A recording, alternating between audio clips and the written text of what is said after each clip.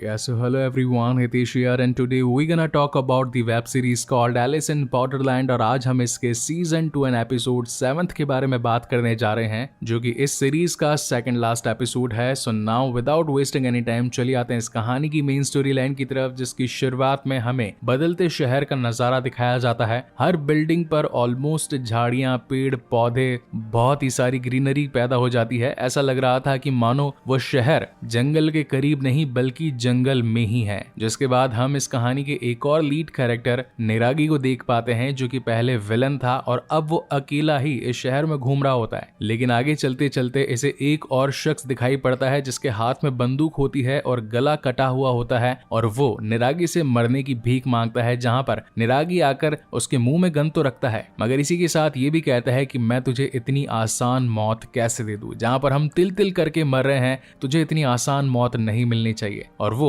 बिना उसे जान से मारे तड़पते हुए मरने के लिए छोड़कर आगे निकल जाता है। सीन शिफ्ट होता है बाकी के गेम्स पर, यानी कि चिड़ी की बेगम, ईंट का गुलाम, ईंट की बेगम और ये बाकी सारे खेल। अब इनमें से कुछ गेम्स के अंदर बाकी जो बिछड़े हुए दोस्त थे यानी कि नायोमी, कोइना, ये सभी अपने दिनों यानी कि वीजा को एक्सटेंड करने के लिए खेल को खेलने के लिए आए थे और इनकी मुलाकात हो जाती है, जहां पर ये सभी डिसाइड करते हैं कि हम मिलकर इन गेम्स को पार करेंगे। अब पर्सनली कहूं तो मुझे लग रहा था कि ये सेकंड सीजन इन्हीं 12 गेम्स यानी कि फेस कार्ड वाले गेम्स के ऊपर बेस्ड होगा, जहां पर हर एक गेम को बहुत ही बेहतरीन तरीके से दिखाया जाएगा, मगर इतना ज्यादा कुछ खास दिखाया नहीं गया। फटाफट 5 से 6 गेम निपटा दिए गए, जिनमें इंक्लूड था दिल का बादशाह। मुझे तो ये लग रहा था कि दिल के बादशाह का गेम बहुत ही लंबा, बहुत ही तगड़ा और अल्टीमेट तरीके का होगा, क्योंकि अभी तक दिल के सत्ते, दिल के दहले और दिल के गुलाम पर अल्टीमेट गेम्स आए थे। मगर फटाफट इस सीजन को रैप अप करने के लिए डायरेक्टर्स ने या राइटर्स ने इन सारे गेम्स को जल्दी से ही खत्म करके दिखा दिया। और जैसा कि हर फेस कार्ड के एंड में होता है, यानी कि बलून वाला प्लेन आसमान में ब्लास्ट हो जाता है, उसी के साथ जो पत्ता लटक रहा होता है यानी कि बड़े बड़े पोस्टर्स, वो भी जलकर राख हो जाते हैं। जिसके बाद सीन शिफ्ट होता है नेक्स्ट डे और अब खेल में सिर्फ 2 ही खेल बचे होते हैं और एक लाल यानी कि दिल की बेगम आरिसू, जो कि घूमता घूमता शहर के बीचों बीच आ पहुंचा था, वो अपने पुराने दिनों को याद करता है कि कैसे इसी चौराहे पर कभी वो अपने दोस्तों के साथ खड़ा था, मगर आज ये शहर खंडर हो चुका है। तभी उसे गन भी मिल जाती है और वो उसके पास पड़ी गोलियों को भी अपनी जेब में रख लेता है। लेकिन तभी उसकी नजर दूर से आते हुए शुंतारो पर पड़ती है और कहता है कि तुम भी अभी तक जिंदा हो, मुझे तो लगा ही था। जिस पर शुंतारो का भी कहना था कि मुझे भी यकीन था कि तुम जल्दी नहीं मर सकते। इन दोनों की ही बातचीत चल रही थी कि तभी वहां पर निरागी भी पहुंच जाता है। अब एक तरीके से देखा जाए तो यहाँ पर ये 3 अलग अलग लोग 3 अलग अलग शख्सियतों को हमारे सामने रख रहे थे। अगर बात करी जाए निरागी की तो उसे ऑलरेडी लास्ट स्टेज कैंसर होता है, वो वैसे भी मरने वाला था, उसमें जीने की चाहत खत्म हो चुकी थी, इसलिए वो अपने सामने आने वाले हर शख्स को खत्म कर देना चाहता था। उसकी मेंटालिटी ये थी कि अगर मैं मरूं तो सामने वाले भी खत्म हो जाने चाहिए। वहीं आरिसू जो कि ये चाहता था कि मैं अपना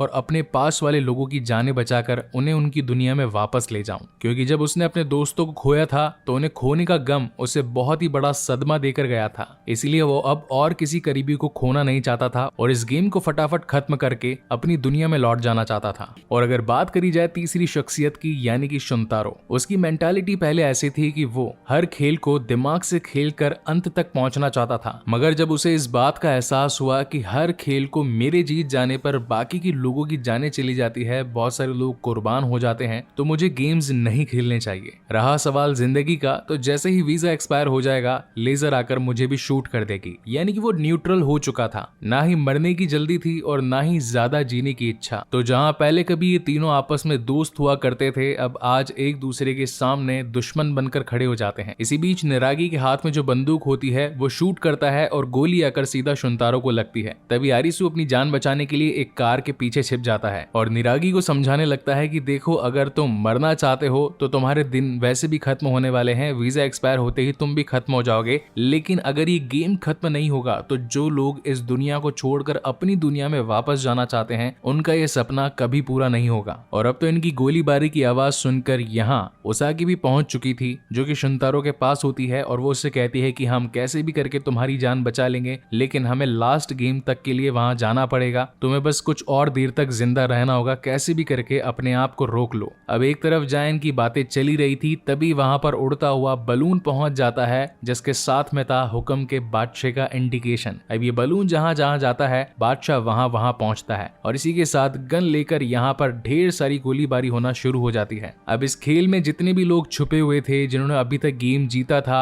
वो सभी लोग गोलियों की आवाज सुनकर यहाँ से वहां भागने लगते हैं, अपनी जान को बचाने लगते हैं हुक्म के बादशाह से। मगर बादशाह था कि रुकने का नाम ही नहीं ले रहा था। उसके पास में काफी सारी गन्स थी जिनके अंदर anti tank bullets, snipers, assault rifles, pistols, shotgun, ढेर सारे ग्रेनेड्स और थर्मल इमेजिंग सिस्टम। तो इनकी मदद से कोई भी इसके पास तक नहीं आ पा रहा था और ये धनाधन जो सामने आ रहा था उसे शूट करता जा रहा था। जिसके बाद हमें उसका फेस रिवील होता है। वो एक एक्स सोल्जर था और स्पेशली ट्रेंड किलर था। हालांकि पिछले गेमों में ये भी कोई खिलाड़ी ही रहा होगा, लेकिन गेम मास्टर्स ने सोचा कि इसे अब एक और मौका देना चाहिए और इसे बना दिया गया हुक्म का बादशाह। इनफैक्ट जब जब इसकी गोलियां खत्म हो जाती तो उस बलून से इसे अपनी वापस से अगली सप्लाई भी मिल जाती, यानी कि गोलियों की कमी पूरी होती जा रही थी और वो अगेन शेर बनकर इन सभी पर हमला करता जा रहा था। तभी ये सभी लोग आपस में टीम अप कर लेते हैं, एक स्ट्रेटेजी तैयार करते हैं। अगुनी बताता है कि मैं उसका ध्यान भटकाने के लिए आगे जाऊंगा, उसे अपने पीछे बुलाऊंगा, तुम लोग एक छोटी सी गली में मेरा वेट करना। जहाँ पर आरिसू बताता है कि शुंतारो ने पहले एक बॉम्ब दिया था लेकिन इसकी पावर थोड़ी कम लग रही है, अगर इसमें गैस भर दी जाए या फिर ऐसी जगह ब्लास्ट किया जाए जहाँ पर ढेर सारी गैसेस हो तो धमाका बहुत बड़ा होगा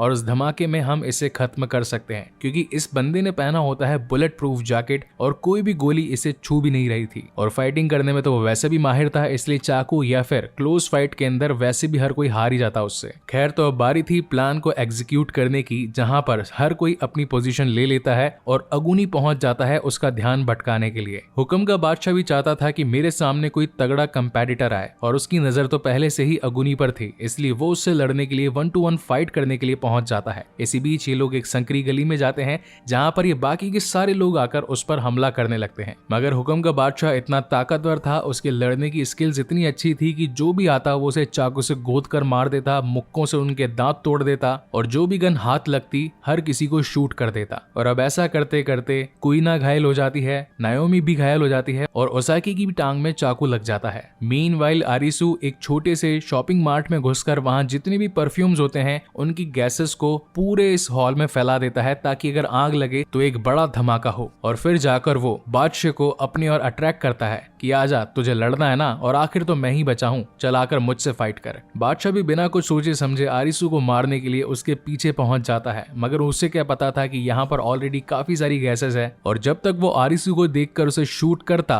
तब तक अगुनी वहां पहुंच जाता है और ये दोनों खिड़की से कूदकर उस कैन वाले बॉम्ब को उस हॉल में फेंक देते हैं। और जैसे ही अगुनी एक शूट करता है तो वहां उन गैसेस की मदद से एक बहुत बड़ा धमाका होता है। इस धमाके में बादशाह का तो बुरा हाल हुआ ही था, लेकिन इसी के साथ अगुनी और आरिसू की भी हालत खराब हो चुकी थी। अगुनी कहता है कि मुझे अभी भी विश्वास है कि वो जिंदा बच गया होगा, तुम जाकर बाकी के लोगों को देखो, मैं उसका काम साफ करके आता हूँ। फिर सीधा आरिसू ओसाकी के पास पहुंचता है जिसकी हालत अभी बहुत ज्यादा खराब थी। मीनवाइल बादशाह के सामने खड़ा होता है अगुनी और कहता है कि तूने वैसे भी बहुत सारे लोगों को मारा है, आज मैं बिल्कुल भी नहीं हिचकिचाऊंगा तुझे जान से मारने के लिए। जहाँ पर वो बादशाह खुद अपनी गन अगुनी के हाथों में दे देता है। यहाँ पर हमें उसकी भी एक पास्ट लाइफ दिखाई जाती है, जो कि कभी एक जंग में था, वो उसके दोस्त सारे घायल हो चुके थे। उन्हीं में से एक बंदा बादशाह को कहता है कि यार अब मैं चल नहीं पाऊंगा, तुम्हारे ऊपर बर्डन बन जाऊंगा, तुम मुझे जान से मार दो। मगर दोस्ती के नाते पहले वो सोचता है कि नहीं मारूंगा, लेकिन अपने मिशन को कंप्लीट करने के लिए उसे ऐसा करना ही पड़ता है। जहाँ पर अगुनी भी सेम टू सेम ऐसा ही करता है। अधमरी हालत में उसे ना छोड़कर बंदूक से पहले उसे शूट करता है और फिर खुद को शूट करने वाला होता है कि तभी वहां पर